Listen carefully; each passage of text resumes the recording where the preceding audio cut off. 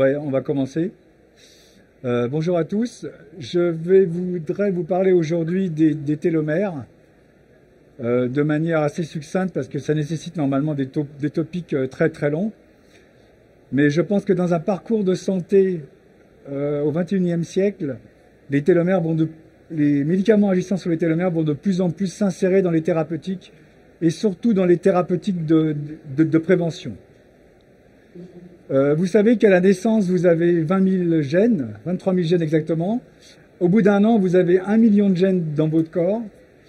Et si vous regardez bien, 25% des cellules de votre corps seulement sont des cellules humaines. Toutes les autres cellules viennent de bactéries, de virus, de parasites, etc.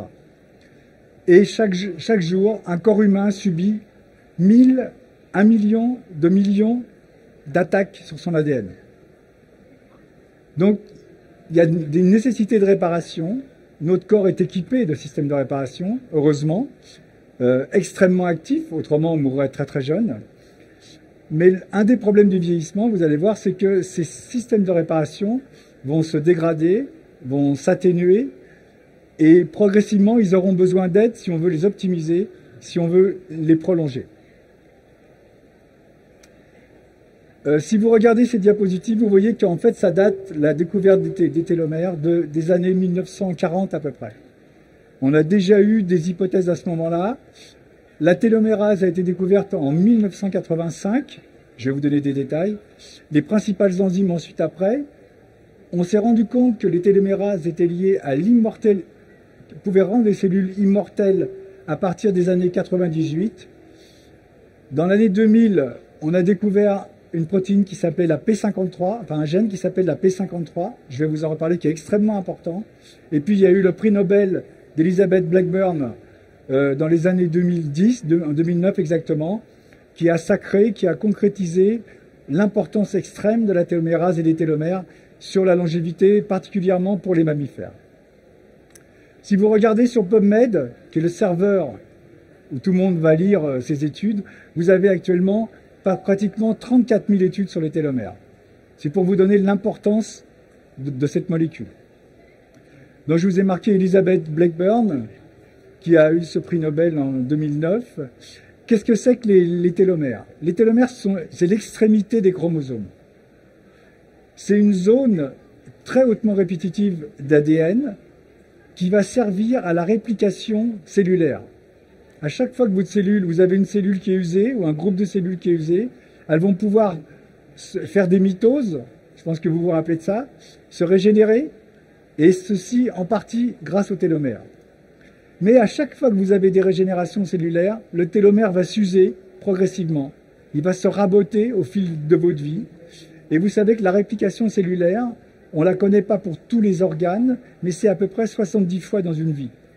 Quand vous avez épuisé ce stock, votre cellule va rentrer où elle va mourir, où elle va déclencher une apoptose et elle va déclencher sa mort, ou elle va pouvoir rentrer en vieillissement en sénescence.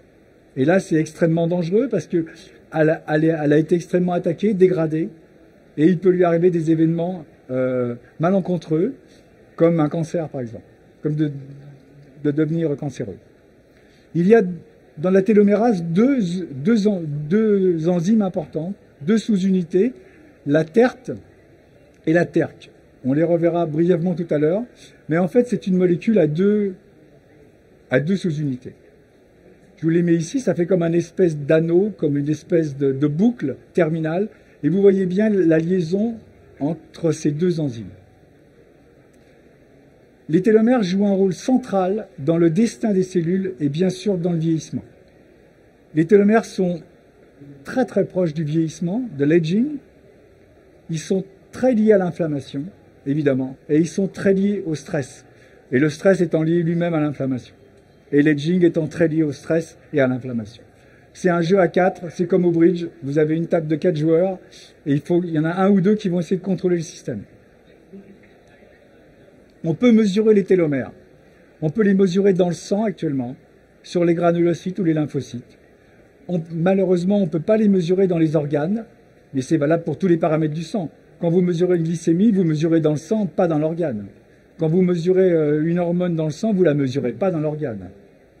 Alors, quand même, on voit bien qu'au fil de la vie, il y a une décroissance progressive de ces télomères. C'est normal, la réplication cellulaire diminue sans arrêt, sans arrêt, sans arrêt. Vous pouvez de moins en moins rajeunir.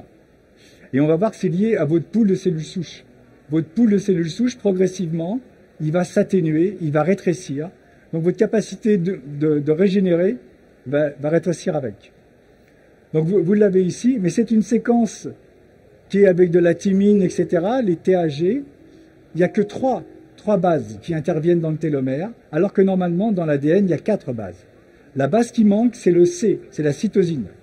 Pourquoi? Parce que la cytosine est liée à la méthylation et qu'elle est absente de cette séquence répétitive dans les télomères. Donc, le signal le plus important du télomère, c'est le fait que c'est lié aux cellules souches, que c'est lié au compartiment de cellules souches. Il y a une grande différence entre vos cellules souches et vos cellules somatiques et vos cellules germinales. Celles qui vont régénérer vos cellules somatiques, votre corps quand il a été usé, ce sont les cellules souches.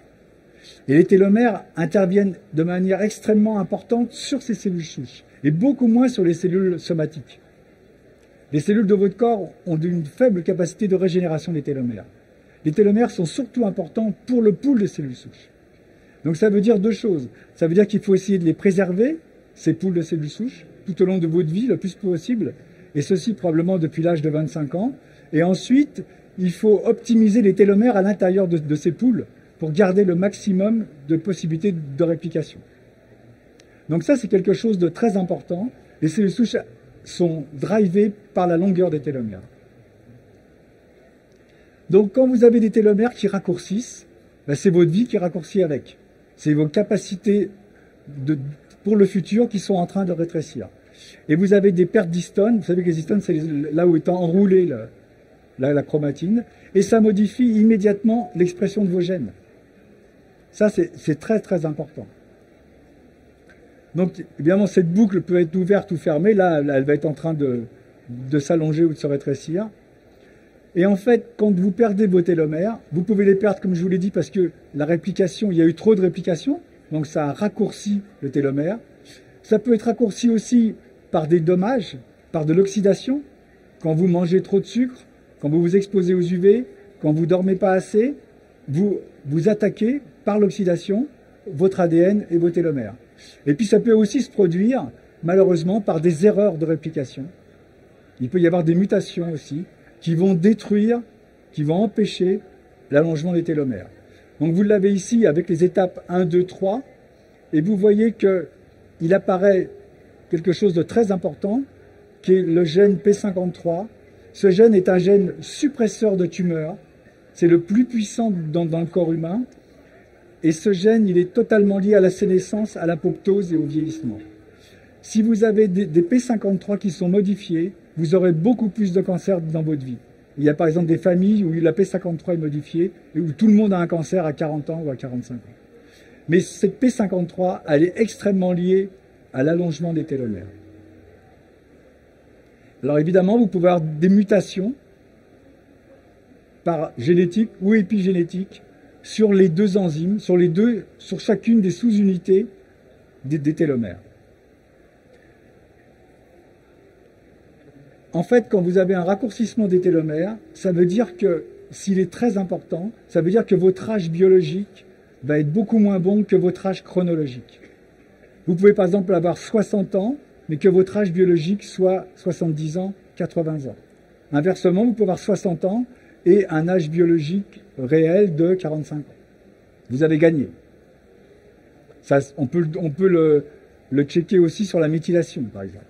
Mais plus vous allez avoir ce décalage dans le mauvais sens, plus ça veut dire que plus votre génome est instable et plus vous vous surexposez à toutes les pathologies qu'on connaît, les pathologies très classiques ou moins classiques comme des diabètes, de l'hypertension, etc., des maladies cardiovasculaires. Donc la sénescence, en fait, c'est un mélange, c'est une complexification de tout un tas de systèmes qui interagissent les uns avec les autres et à l'intérieur duquel vous trouvez évidemment l'érosion des télomères. Mais vous avez aussi les attaques de l'ADN, évidemment le dysfonctionnement des mitochondries, parce que c'est là que se passe l'oxydation. La majeure partie de l'oxydation se passe dans la mitochondrie. Et puis tous les facteurs épigénétiques, par exemple comme une pollution. La pollution avec des phtalates, ça va être un facteur épigénétique qui peut accélérer ou modifier le comportement d'une cellule. Et vous avez également tout ce qui est dysfonction du signalement des nutriments, si vous voulez, et entre autres le microbiote. Et vous allez voir que le microbiote, il interagit avec les télomères. Notre corps, c'est un ensemble. C'est pas un télomère qui est extrait par rapport à un microbiote. Quand une cellule a un problème, tout le monde est informé de ce problème. Tout votre corps est informé. Il y a une radio cellulaire qui fonctionne et tout le monde est au courant de ce qui se passe. Et à partir de là, vos cellules vont rentrer en sénescence, vous allez épuiser votre stock de cellules souches et vous allez créer une espèce de bas bruit inflammatoire chronique qui va vous miner et qui va vous ronger et accélérer votre vieillissement. Donc ça montre bien qu'on a plusieurs mécanismes d'action, dont l'érosion des télomères qu'on peut contrer. Je pense que certains d'entre vous connaissent très bien cette diapositive. Cette étude a été extrêmement célèbre, et elle l'est encore, parce qu'elle résume très très bien tout ce qui se passe dans le vieillissement. Donc vous avez la sénescence, vous retrouvez la P53, les télomères évidemment, et l'instabilité du génome, les mitochondries, l'épuisement du stock de cellules souches, la régulation épigénétique, l'inflammation et tous les problèmes de nutriments dont on vient de parler. Et vous voyez que ça, c'est lié évidemment à la P53, c'est aussi lié aux sirtuines. Les sirtuines, et on va en reparler tout à l'heure, sont des enzymes qui agissent sur les gènes de la longévité. Donc quand vous perdez vos sirtuines, vous diminuez votre longévité. Et par exemple, pour perdre des sirtuines, si vous mangez des sucres très rapides, bah, vous cassez vos sirtuines et vous freinez vos gènes de longévité. Donc on voit bien, on va voir que l'alimentation a un rôle par le microbiote sur les télomères. Et le PGC1 alpha, lui, il est très lié à l'exercice physique. Donc si vous ne faites pas d'exercice ou si vous en faites, ça va modifier le comportement de vos télomères et de vos mitochondries. Donc vous l'avez ici. Bon, je vais passer vite cette diapositive. Donc ce système de boucle, on le voit, je vais le passer vite là-dessus aussi. Alors en fait, quand vous avez un problème de dysfonction des télomères, ça interagit immédiatement sur vos mitochondries. Les mitochondries sont les organes cellulaires qui vous permettent de respirer. L'ADN de vos mitochondries vient uniquement de votre mère. L'ADN de votre noyau vient de votre mère et de votre père. Donc c'est très différent. Et le problème d'une cellule humaine, c'est qu'elle doit s'adapter entre le père et la mère. Le noyau est des deux parents, et malheureusement ou heureusement, la mitochondrie est que d'un parent.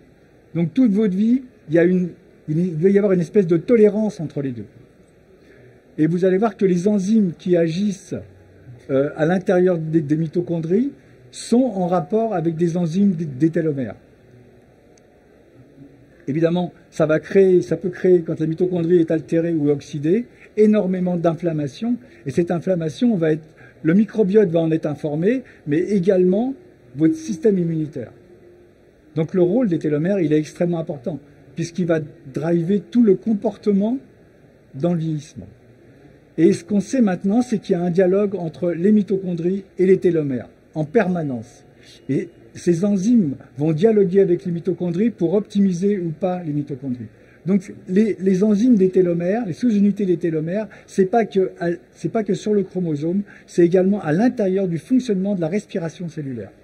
Donc quand vous allongez vos télomères, vous améliorez aussi votre respiration cellulaire. Donc les télomères courts diminuent le PGC1 alpha, et le PGC1 alpha, qui est lié par exemple à l'exercice physique, c'est lui qui vous permet de créer de nouvelles mitochondries. Donc quand vous raccourcissez vos télomères, c'est comme si vous raccourcissiez la qualité de vos mitochondries. Vous avez moins de nouvelles mitochondries. Pour stimuler ce PGC1 alpha, il y a plusieurs choses qui peuvent fonctionner. Évidemment, les polyphénols, tous les polyphénols que vous pouvez trouver dans les légumes, dans les fruits, etc., ils vont stimuler le sirtuine. Mais également le jeûne. Quand vous faites du jeûne, si vous sautez un repas, si vous faites un jeûne intermittent, vous allez accélérer, vous allez stimuler vos sirtuines comme avec les polyphénols, et vous allez diminuer le mTOR et l'IGF-1, qui eux sont pour la croissance cellulaire. Vous allez freiner votre croissance cellulaire. Donc vous allez préserver vos télomères. Vous aurez moins besoin de réplication. Et on voit bien que ce PGC1 alpha, en fait, il va empêcher le raccourcissement des télomères. Donc faites de l'exercice physique. Vous allez aider vos télomères.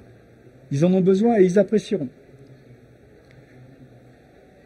En fait, ce qu'on sait aussi maintenant, c'est que le TERT, vous vous rappelez que c'est une des sous-unités des télomères, il est exporté du noyau vers la mitochondrie. Donc il y a bien un dialogue entre les télomères, le noyau et la mitochondrie. Les cellules, à l'intérieur de la cellule, il y a une intense communication. En fait, c'est un échange spatial et temporal, et vous voyez que cet échange, il a lieu dans le cytoplasme, entre les télomères, le noyau et les mitochondries. Donc, améliorer ou dégrader ces télomères, ça a un impact énorme. Ça a un impact monstrueux. Les télomères, pour améliorer la longévité, vous savez que le but de la médecine, c'est de guérir les pathologies, mais c'est aussi d'empêcher les pathologies. C'est de faire de la prévention. Et le but de la médecine actuellement, c'est de réduire la morbidité. C'est pas de vivre forcément plus longtemps, mais que la période pendant laquelle vous allez être malade dans votre vie va énormément diminuer. Et c'est sûr que les télomères, ils aident à ça.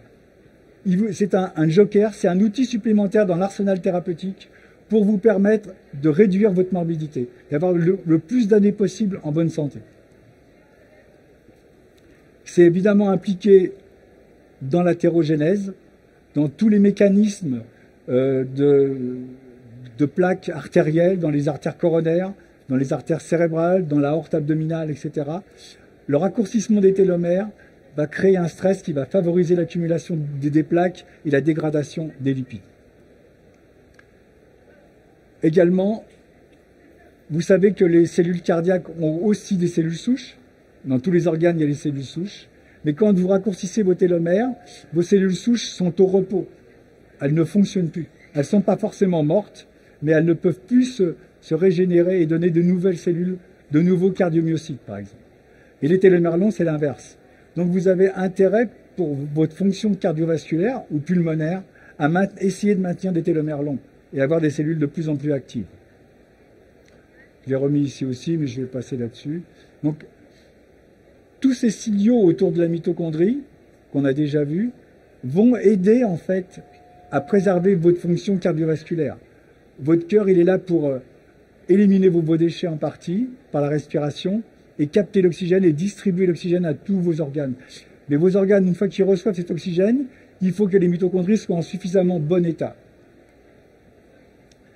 Donc vous voyez que cette P53, qui est totalement liée au télomère, c'est elle qui va décider indirectement ou de la mort cellulaire, ou de la sénescence, de la vieillesse de la cellule, qui n'aura plus de télomère, ou de l'arrêt de la croissance carrément.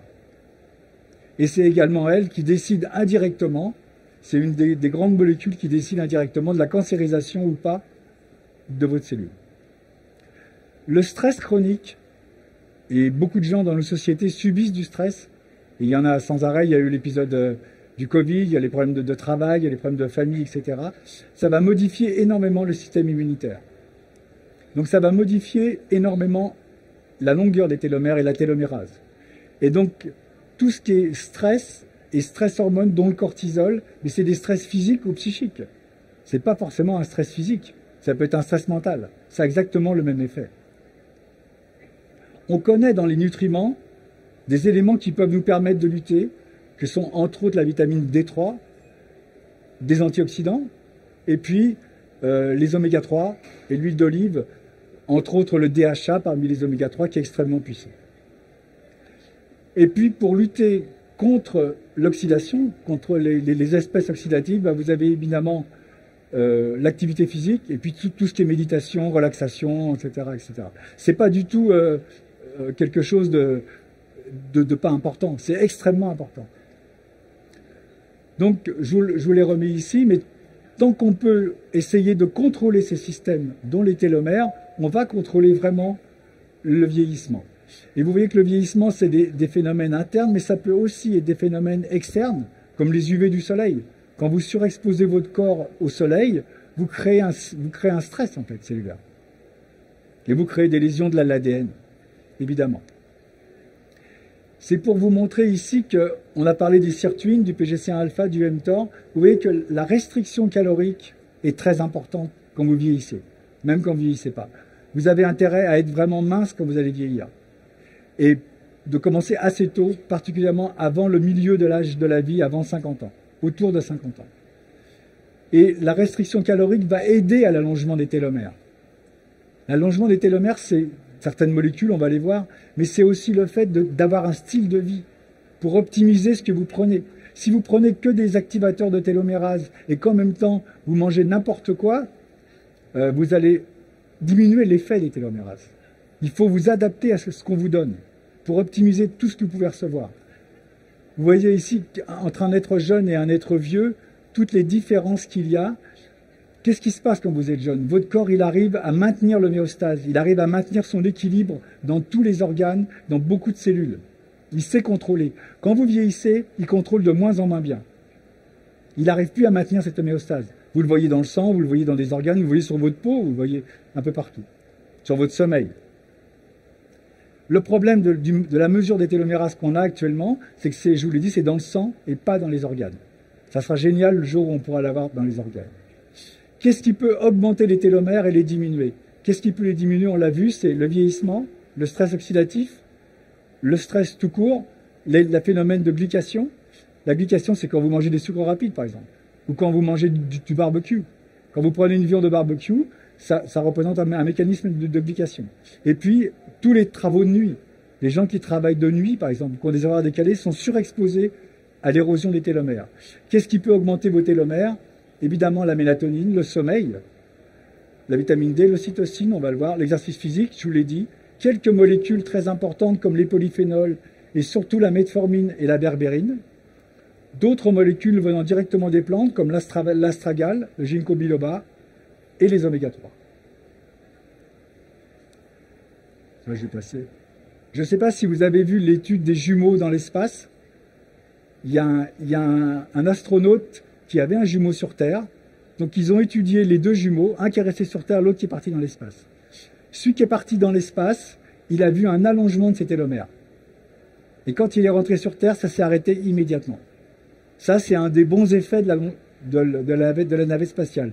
Le mauvais effet, c'est qu'il s'est pris un énorme paquet d'irradiation.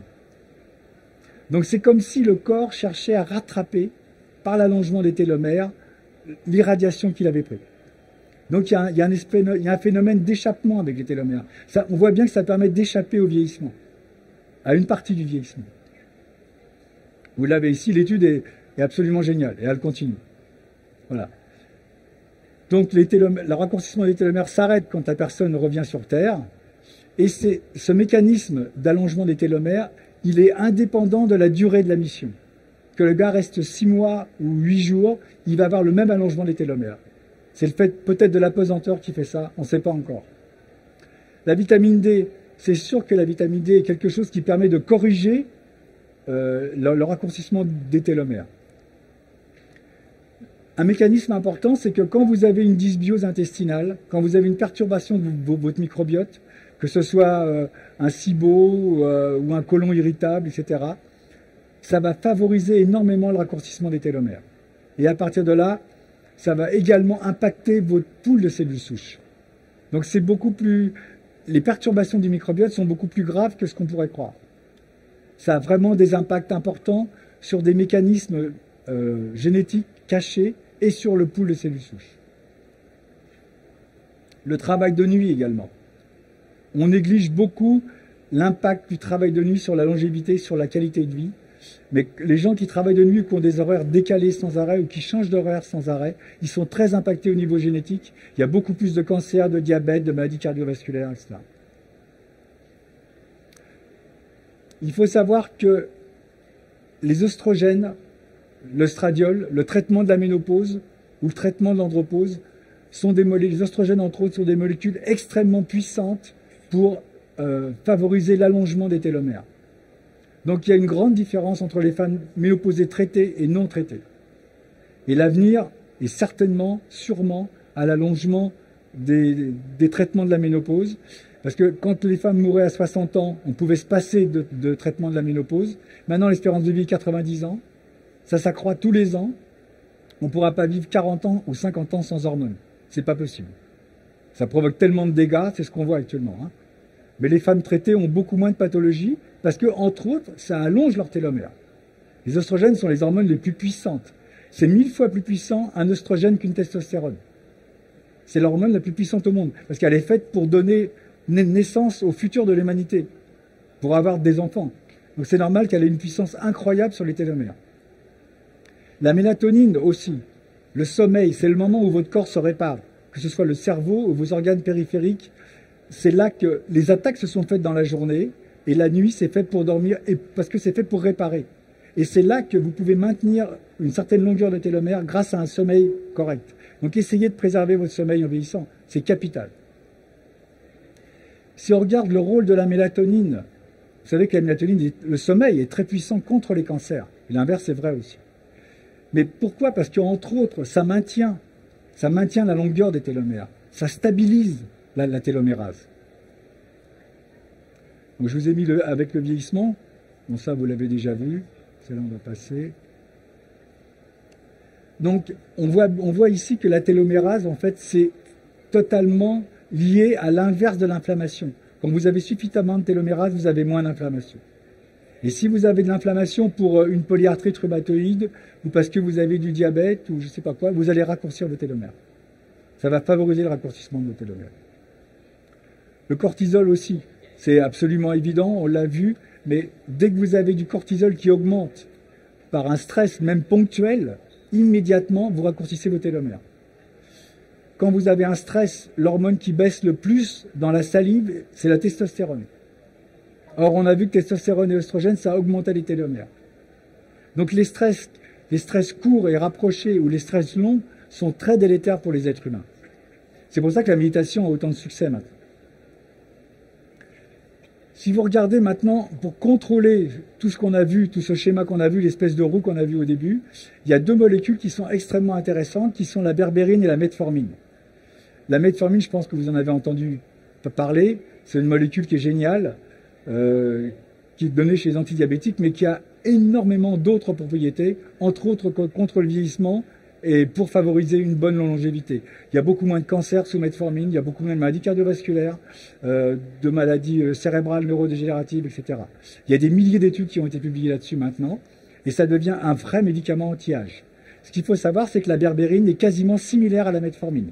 Et entre autres, ça améliore le microbiote énormément.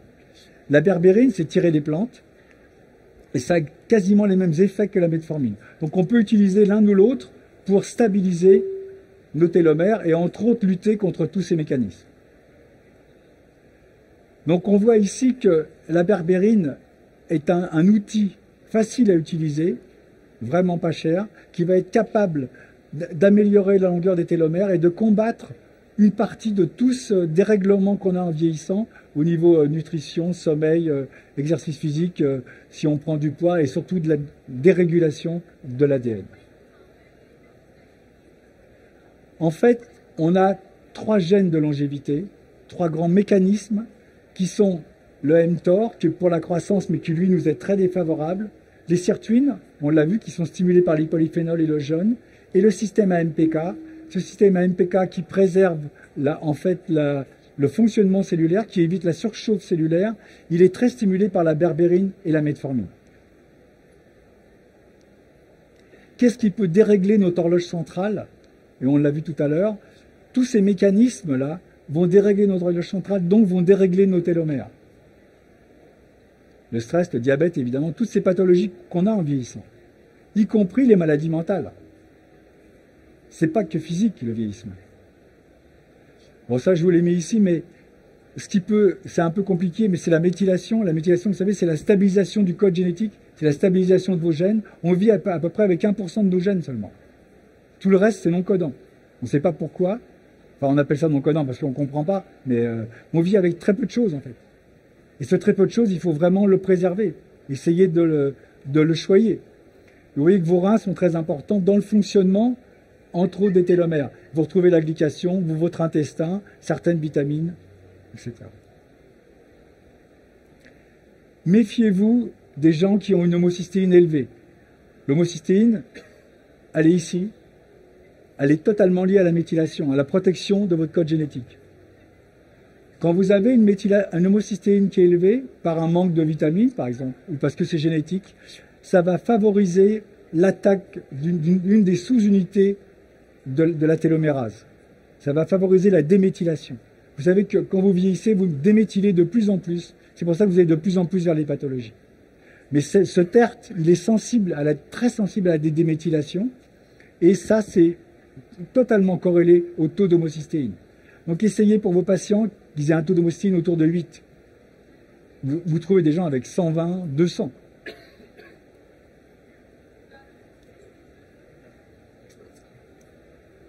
Donc la déméthylation du TERT ou sa méthylation, on peut dire que c'est lié en fait à la méthylation directement, mais aussi à tout ce qui est cancer. Les cancers, c'est une hyperméthylation du TERT et en relation avec l'homocystéine. Donc un des marqueurs qu'on a facile à doser, c'est l'homocystéine, avec la longueur des télomères. Quand vous les mettez en regard, vous commencez à avoir un tableau de ce qui se passe. L'homocystéine, elle peut être augmentée par tous ces mécanismes, tout ce qui est oxydation, tout ce qui est auto-oxydation, tout ce qui est inhibition cellulaire, etc. Ça peut augmenter votre homocystéine. Et tout ce qui peut la diminuer, bon, je pense que vous le connaissez, on l'a vu, c'est le sommeil, mais c'est aussi certaines vitamines B, la vitamine C et la vitamine E, que vous pouvez trouver dans votre alimentation. Mais par exemple, ces deux vitamines sont extrêmement importantes pour la méthylation et pour les télomères. Est-ce que c'est utile d'accroître la longueur des télomères? Je pense que maintenant vous avez compris, surtout à partir de 50 ans, parce que le nombre de divisions cellulaires qu'on a est assez limité, quand vous avez trop de phénomènes de glycation, et évidemment quand il y a trop de stress oxydatif. Il faut savoir que les télomérases sont à fond chez l'embryon, sont à 100% chez l'embryon, sont également à 100% dans les cellules cancéreuses. Une cellule cancéreuse, c'est une cellule qui est magique, qui a des sirtuines à fond, qui a des télomères à fond. Mais chez l'être humain, c'est surtout important dans les cellules souches, et beaucoup moins dans les cellules somatiques, dans les cellules de votre corps. Ça a une très faible activité de la télomérase dans les cellules somatiques. Comment augmenter la télomérase? La carnosine, le ginkgo biloba, l'aspirine, la silimarine, le thé vert, le DHA et l'astragale. Je l'ai mis en gras parce qu'on va le revoir, l'astragale. C'est qui est une plante chinoise. Plus vous avez de mutations sur le TERT, plus vous avez de tumeurs et de pathologies. Ça montre l'importance, comme pour la P53. Alors ça, je le passe. Il faut savoir une autre chose, c'est que la stabilité de la télomérase, c'est quelque chose d'important, surtout par rapport à certains virus. Et entre autres, le virus de la famille des herpès. Les herpès 1 et 2, les EBV, les CMV et le Covid sont extrêmement dangereux quand vous avez en plus des télomérases qui sont basses. Ça aggrave le phénomène et de la cancérisation et des maladies neurodégénératives par rapport aux virus. Les virus nous impactent beaucoup plus que les bactéries. N'oubliez pas non plus que quand vous mangez des sucres rapides, vous attaquez vos télomères. Donc vous avez intérêt à limiter vos sucres, surtout rapides en vieillissant. Et même avant. C'est flagrant. C'est énorme. Et c'est facile à faire.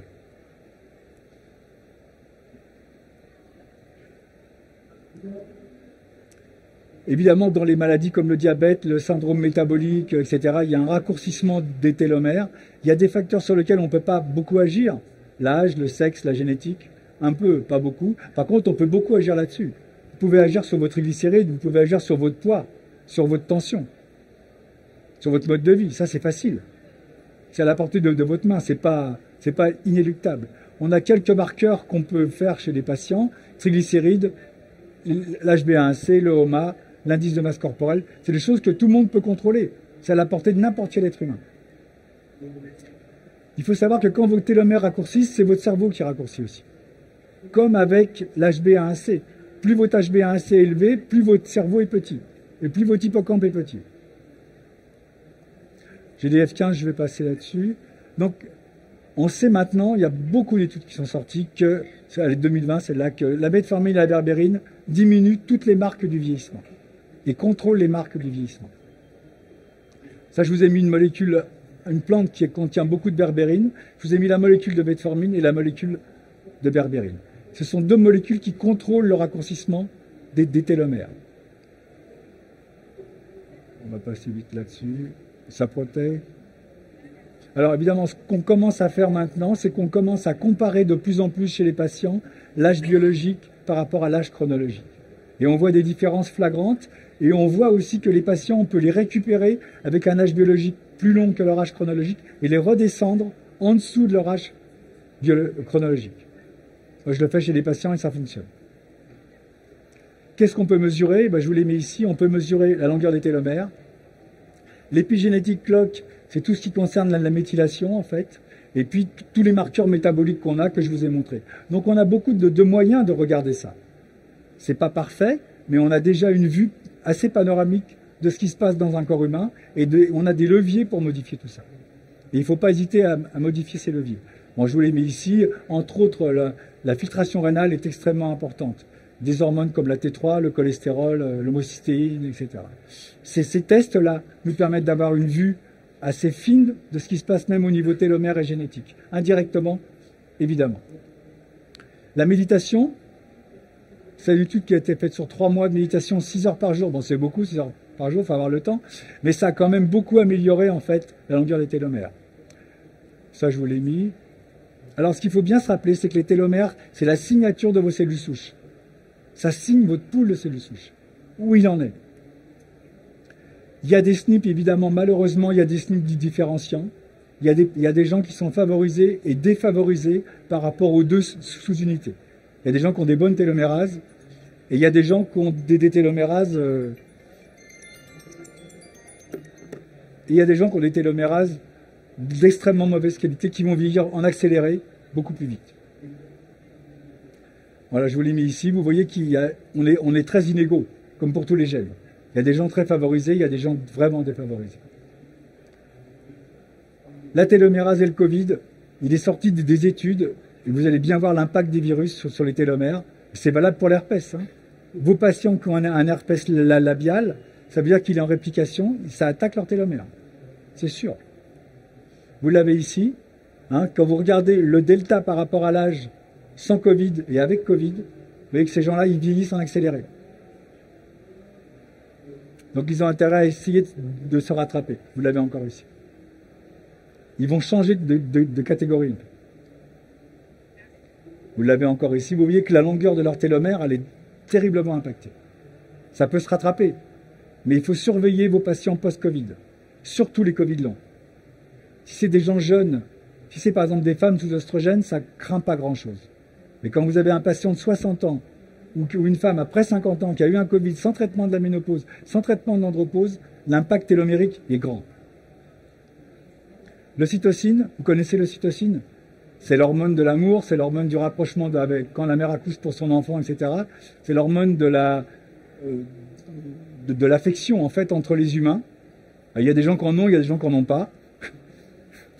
Je pense qu'il y a des êtres humains qui ont des déficiences en ocytocine. Mais vous voyez que cette ocytocine, elle est très importante parce qu'elle peut allonger vos télomères. Ça veut dire que quand vous avez du plaisir dans la vie, que ce soit du plaisir alimentaire, sexuel, ou un paysage qui vous plaît, ou une musique que vous adorez, etc., ça va aider, comme une forme de micro-méditation, à allonger un tout petit peu vos télomères. C'est pas grand-chose, mais il faut savoir en mettre dans votre journée, parce que ça va aider. Et évidemment, avoir une relation sexuelle, si elle est satisfaisante, ça va aider, donner de l'ocytocine, qui, elle, va allonger vos télomères. Donc, pour avoir beaucoup plus de joie, c'est toutes ces, je pense que vous connaissez, hein, c'est dopamine, ocytocine, sérotonine et endorphine. Mais l'ocytocine, il ne faut pas s'en priver. Ça coûte 0 centime. Hein. Il n'y a pas de taxe là-dessus, ça marche très bien. Même quand vous avez de la compassion ou de l'altruisme, vous vivez, quelque part, ça vous déstresse. C'est un déstress naturel. Alors, les fondamentaux de ce dont je vous les passe, je pense que vous connaissez peut-être les études de Yamanaka. C'est un type qui a eu le prix Nobel, c'est un génie. Il a pris des fibroblastes de la peau, il est arrivé à en faire des cellules souches. Et maintenant, il est passé au stade 2, il va peut-être avoir un deuxième prix Nobel, il reprend ces cellules souches et il les remonte à l'envers, il arrive à s'arrêter des cellules cardiaques, neurologiques, etc. C'est un génie profond. Et le problème qu'ils ont eu, c'est que quand ils passent du fibroblast à la cellule souche pluripotente, malheureusement, ils ont rajeuni la cellule, mais pas les télomères. Les télomères sont restés à l'âge du fibroblast. Et c'est pour ça qu'ils ont eu, maintenant ils ont résolu une partie du problème, mais ils ont eu beaucoup de carcinomes, beaucoup de cancers avec leurs cellules souches. Parce qu'ils n'étaient pas arrivés à maîtriser les télomères. Là, ils commencent à maîtriser maintenant. Mais c'est génial, parce que dans quelques années, on pourra se refaire des cellules de cœur, de cartilage, de je sais pas quoi. Donc il faut se préparer au progrès de la médecine. Plus vous arriverez en bon état, plus vous pourrez en bénéficier. Ça, c'est très important. Voilà, donc est-ce qu'il existe une solution en pratique? Alors ça, je vous remarque ça, je vais passer vite. Nous, on a développé un produit qui contient de l'astragale. Vous vous rappelez que ça fait partie des plantes qui sont extrêmement fonctionnelles sur les télomères. On a mis de la berbérine, évidemment. C'était indispensable de mettre ça. Et de la vitamine D. Donc c'est un cocktail tout simple, et vous comprenez très bien que c'est en synergie. Ces trois molécules ne sont pas indépendantes. Elles ne sont pas posées les unes à côté des autres. C'est comme si vous preniez 4 ou 5 molécules en même temps. Puisque vous avez un effet synergique très important. Voilà. Et je vous souhaite un bon congrès, un bon Pharmagora et un de ces genres. Et prenez soin de vous, hein, parce que c'est pas si difficile. Voilà. Si vous avez des questions, on a une minute ou deux.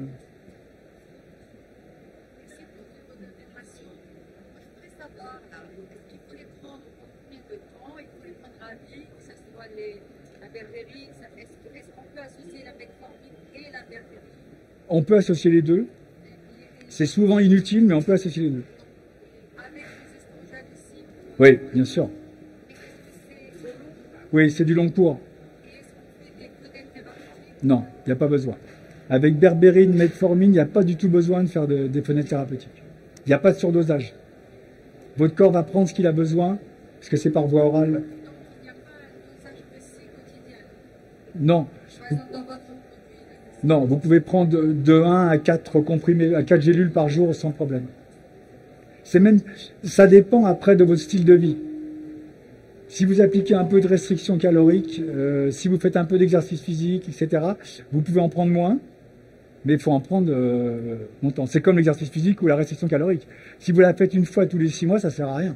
C'est du quotidien. La berbérine, normalement, était davantage indiquée dans les syndromes métaboliques, principalement les diabètes. Comme la metformine. Donc est-ce que si on ne risque pas d'avoir des problèmes d'hypoglycémie? Pas du tout. Pas du tout. Pas du tout. Ça craint absolument rien. Je vous remercie. Moi, je prends de la metformine tous les jours depuis des années. J'ai jamais eu d'hypoglycémie. Ça, c'est valable chez les gens qui ont les diabétiques au stade terminal. C'est comme les complications de la metformine. C'est valable chez les gens qui ont des complications rénales très très avancées. Et une dernière chose, au niveau de l'ocytocine, si on ne peut pas la prendre par plaisir ou si on est vraiment down, est-ce qu'on peut la prendre en médicament, je veux dire en injection? Comment est-ce qu'on peut la prendre, l'ocytocine? Bonne question. Ça existe en France en injectable. Non, Syntocinon. Syntocinon. Mais je vous déconseille de le prendre injectable. C'est très puissant. Ça sert à l'accouchement normalement. Donc, alors en France, on n'a que ça. Dans les autres pays, il y a des solutions en spray qui sont très très utiles. Vous l'avez en Suisse, entre autres. En Suisse, en Italie, vous avez en spray. En Belgique, je crois aussi. Et après, vous avez des comprimés d'ocytocine. Le rôle est complètement différent. Pas en France. Pas en France. Le rôle est complètement différent. La forme injectable, on peut s'en servir one shot si on a un gros problème de stress. Mais, si vous voulez, l'ocytocine injectable, elle sert normalement à accoucher. C'est très très puissant et ça vous écroule le cortisol. Donc c'est bien si vous avez un méga stress, mais il ne faut pas répéter trop souvent, parce que comme le cortisol sert à l'immunité, si vous écroulez votre cortisol, vous aurez plein d'infections. Donc la forme injectable, c'est pas utilisé en pratique courante. La forme comprimée, les gens s'en servent, mais ça sert que chez les femmes pour avoir des multi-orgasmes. Entre autres, c'est l'indication. Non mais, je vous résume, mais c'est entre autres l'indication. Et la forme spray, elle sert contre le stress. On peut la trouver, et ça, c'est très bien. Vous pouvez la donner à des gens qui sont très stressés parce qu'ils ont une réunion de je sais pas quoi lundi matin, ils tremblent parce qu'ils se mettent un spray d'ocytocine, ils sont beaucoup plus calmes.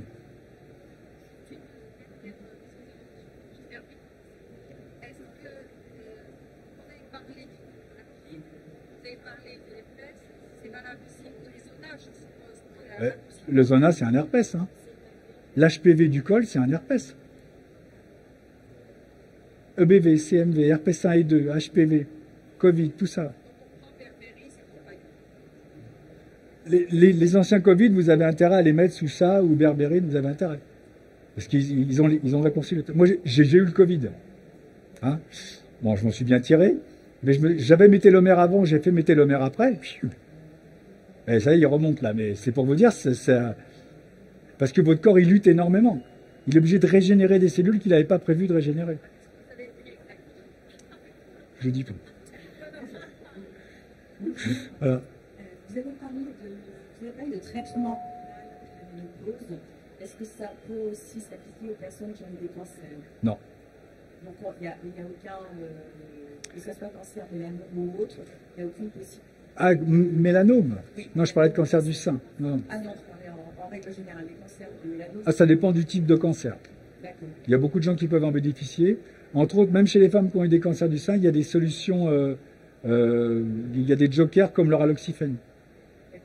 Et en termes pour les mélanomes, il y a des possibilités par exemple. Alors, les mélanomes, il y a des études qui ont montré que les patients qui ont eu les gens qui ont eu des mélanomes sous metformine, il n'y a pas de récidive.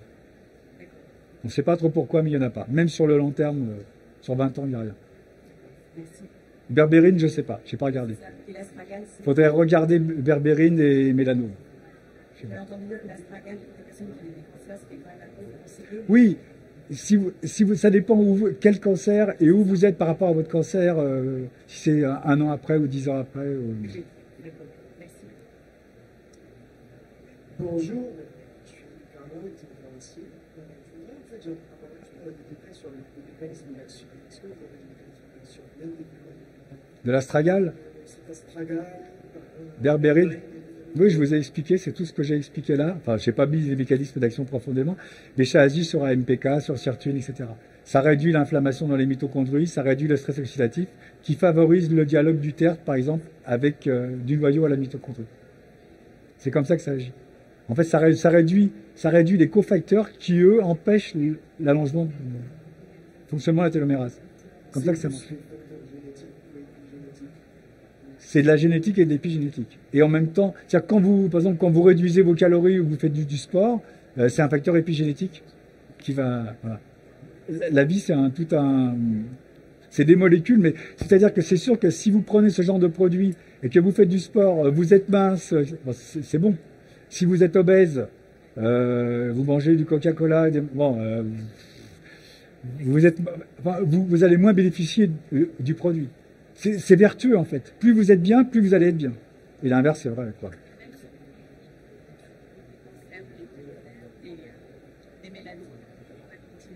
Ah oui, mélanome, ça craint rien. Mélanome, non. Je parle pas surtout par exemple cancer du sein, prostate, trucs comme ça. Côlon, se méfier. Enfin, ça dépend du contexte. Voilà. Bon bah. Bonjour. Bonne fin de journée. Bonjour. Je suis derrière. Oui. Oui, moi j'ai raté le début de votre conférence. J'ai juste deux petites questions. Déjà, avec quel type d'analyse on mesure la longueur des télomères? Et puis tout à l'heure, vous avez parlé de produits qui favorisent la longueur des télomérases. Est-ce que ce n'était pas lapsus? Parce que... Non, j'ai pas dit que ça favorisait, ça raccourcit les télomères. Ça raccourcit les télomères. En fait, tous les virus. Dans mon entendement, les télomérases, c'est des inhibiteurs en principe de télomères. Non, c'est des enzymes qui vont favoriser l'accroissement des télomères. Ah, ok. Parce que moi j'ai comparé, par exemple, quand on associe l'amoxicilline avec l'acide clavulanique, qui est un inhibiteur de bêta-lactamase, c'est pas la même chose. Non. Parce que moi, dans mon entendement, quand il y a AS à la fin... non, pas tout le temps, ça dépend. C'est préservatif. Non, là, ça allonge. Les télomérases allongent les télomères. Ok. Et pour la mesure des télomères, vous avez un biologiste, là, Bezo, qui va il fait ça, moi je lui envoie toute ma biologie, ça se mesure dans les cellules sanguines. Parce que vous avez raté le démarrage, mais ça se mesure sur les granulocytes ou les lymphocytes. D'accord. Donc, vous avez bien dit, sur la liste des produits dont j'ai vu le thé vert qui donc augmente les télomérases. C'est bien ça? Le ginkgo biloba, etc. Ok, merci. Vous avez parlé du maloxifène. En plus du cyphène, qu'est-ce que c'est? C'est un CERN. C'est un CERN. C'est un sélective oestrogène récepteur modulateur, c'est-à-dire que ça agit comme un oestrogène, mais sauf sur le sein et l'utérus. Donc vous n'avez pas de danger, vous avez que les bons effets sans les mauvais. Et c'est anti-ostéoporose, enfin c'est oestrogénique, quoi.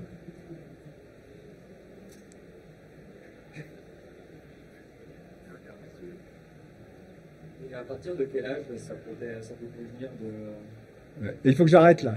On me fait signe qu'il faut que j'arrête.